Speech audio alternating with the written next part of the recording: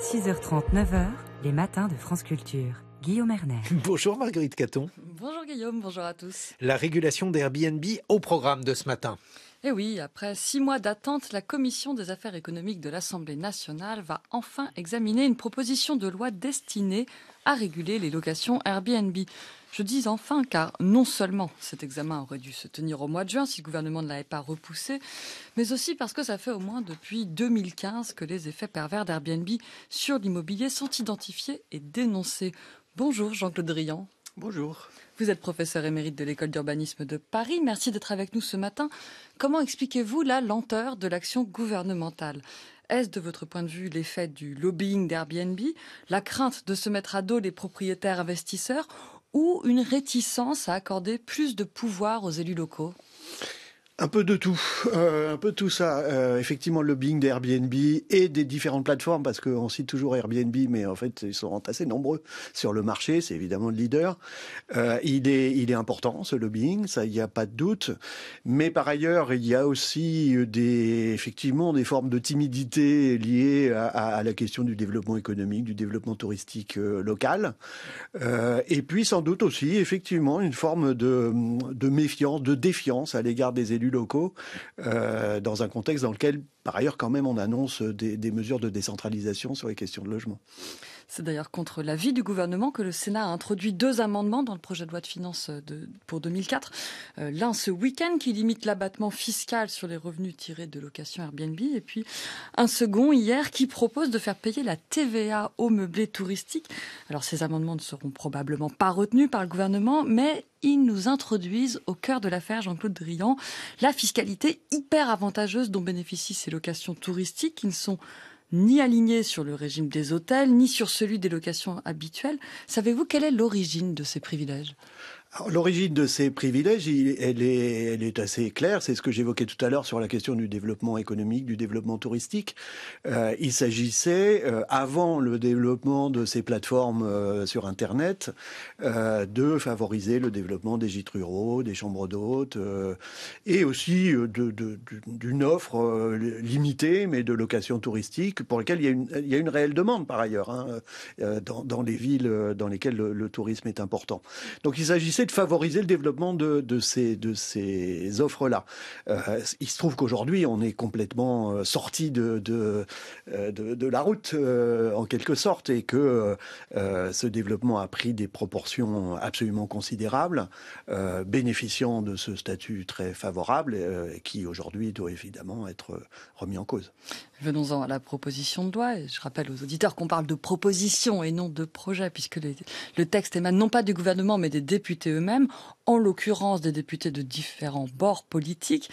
La proposition de loi comprend 3 articles. Le premier prévoit d'interdire la location touristique de passoires thermiques. Ça tombe sous le sens, non, Jean-Claude Drian ? Pour le moins, oui, pour le moins. D'ailleurs, le précédent ministre du Logement Olivier Klein avait promis d'aligner ces régimes, et puis ça s'est pas fait, semble-t-il, parce que le Parlement est un peu encombré.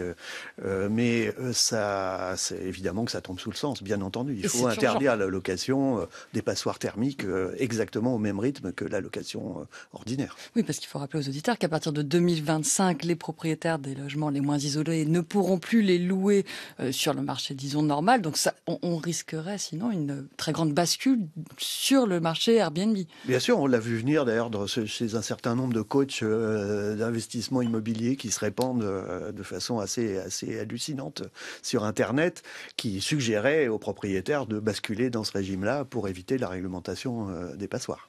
Les 2 autres articles sont finalement assez modestes. Ils ne prévoient pas de TVA, la niche fiscale serait conservée en zone détendue. Seules les zones tendues, donc principalement les métropoles et les littoraux, voient un réalignement de l'impôt sur les autres types de locations et puis une régulation plus stricte de l'implantation des locations touristiques. Qu'est-ce que vous en pensez, Jean-Claude Drian ? Ce n'est pas révolutionnaire. Comment vous caractériseriez ce texte ? Alors non, c'est évidemment pas révolutionnaire. C'est un texte relativement mesuré qui a l'avantage l'avantage d'être, comme vous le disiez, d'émaner de quasiment tous les partis politiques du Parlement. Il est équilibré dans la mesure où ces locations touristiques, dans un certain nombre de régions, notamment les sites détendus, notamment les secteurs ruraux, notamment des endroits très spécialisés comme peuvent l'être les stations de sport d'hiver, par exemple, ne posent pas de problème majeur de concurrence entre résidence principale et location touristique. Donc, garder ce régime favorable dans ces sites-là, pourquoi pas ? En revanche, effectivement, au minimum, aligner la fiscalité de la location touristique sur celui de la location de longue durée dans les zones tendues, là où il y a véritablement concurrence, ça réduit un peu l'écart de rentabilité, mais ça ne le met pas à zéro, c'est clair. Est-ce qu'on peut évaluer un peu l'impact de ce texte ? J'imagine que ça va beaucoup dépendre des contrôles. Qu'est-ce qui est organisé en la matière ?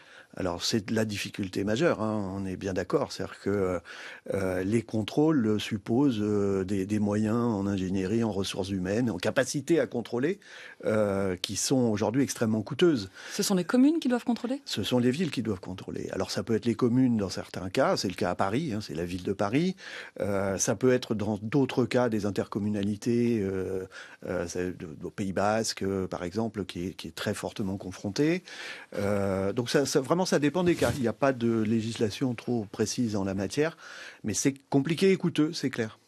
Reste la question de l'impact plus large de cette nouvelle régulation sur le marché du logement, puisque au-delà des questions d'équité, de concurrence, l'objectif c'est vraiment quand même de faire revenir dans le marché de la location de longue durée des appartements des biens qui sont plutôt sur le marché de Airbnb. Est-ce que ça, vous y croyez, ça peut permettre de maîtriser l'envolée des prix du logement dans les zones tendues ?